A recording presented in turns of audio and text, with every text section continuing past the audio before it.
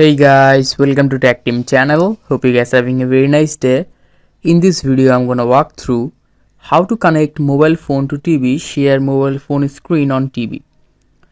So to connect mobile phone to TV, you need to just go to cast and connect it.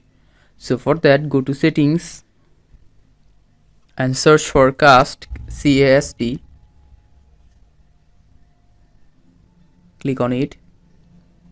Now just turn on this option, the first option, and click on turn on.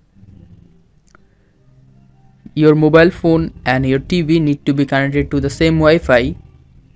If your mobile phone and your TV is connected to the same Wi-Fi, here you will see a TV option. After clicking it, it will automatically connect it to your TV.